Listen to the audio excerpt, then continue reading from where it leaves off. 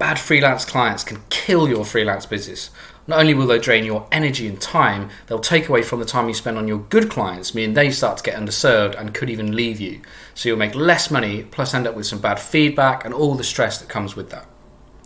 So hi there, delighted to have you with us here at First Year Freelancing. We help new freelancers get started. You're awesome at your skill. We provide the rest you need to succeed from marketing, sales and client relations. So let's get into it. So how can we avoid these bad freelance clients? So I'm going to give you 3 clear tips on how to do that. So the first thing is to qualify thoroughly throughout your sales process. So remember, the sales process is a two-way dialogue. It's not just about you selling your service and hoping to win that deal. You'll also want to qualify them to see if they're a good fit prospect for you to work with. And there's lots of elements that make up a good fit prospect, and that is sometimes personal to how you want to run your business. This is often a mistake a lot of new freelancers make, where they constantly feel desperate to bring on work at the early stages, so they feel like they're just selling, and they're not actually thinking at all about, is that prospect someone they would want to work with, they would enjoy working with, their service can provide genuine value for. All of those elements are what make a good fit prospect. So you're going to want to qualify thoroughly yourself throughout the sales process. So that means doing research on them, look at their LinkedIn profiles, look at the company page, the website, the social media, get a real feel for that business. Does that look like the sort of company or client you would like to work with? Speak to them on the connect calls, on the discovery calls.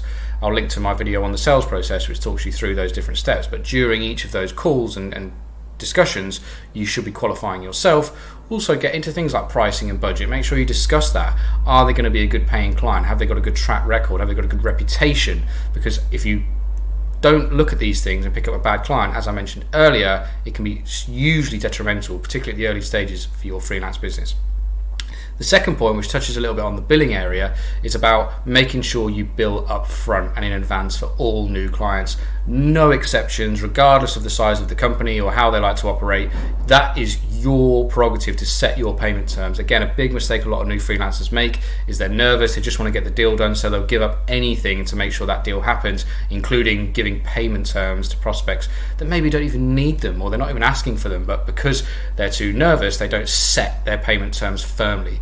Not only does it improve your cash flow, but it actually shows you're confident in your business, you're backing yourself. It's a real good frame to set when you go into a new client relationship to say, I know what I'm doing, I add value for all new clients, you pay in advance, and that's how it works. And if they don't want to do that, thank you very much, wish them all the best. 9 times out of 10, probably 95 times out of 100, they will still go ahead with you. And you've got to think, if they don't, would you have wanted to work with them anyway? Because the chances are they probably wouldn't have paid you on time, they would have paid late, they would have been a real pain to chase and get payment from, which is definitely an element of a bad freelance client. And that can obviously cause lots of issues with cash flow if you're a new freelancer just getting started. So you're going to want to make sure you enforce a payment terms of payments in advance for all new freelance clients.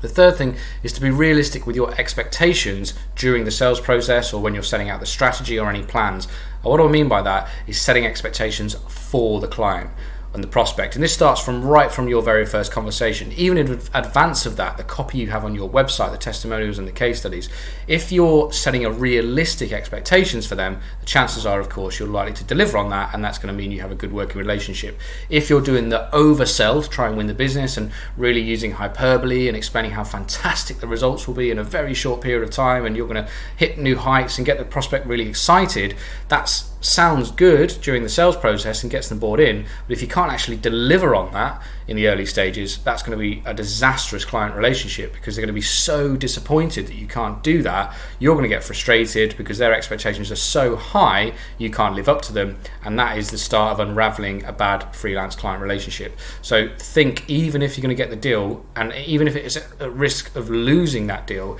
to set realistic expectations throughout the sales process, because then when you start working together, they expect what is likely, but also you can potentially overachieve and deliver better results than was expected, because you haven't set these really too high heights that are unlikely to be achieved.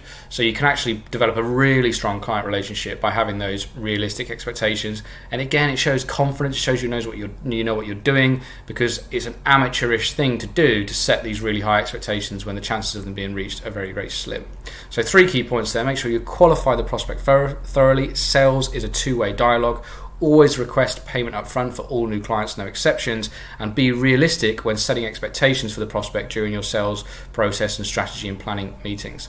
Finally, I'm going to link to my sales playlist, which I have multiple videos about my sales process that I recommend new freelancers use. So do take a look at that if you're interested in how to improve your sales process.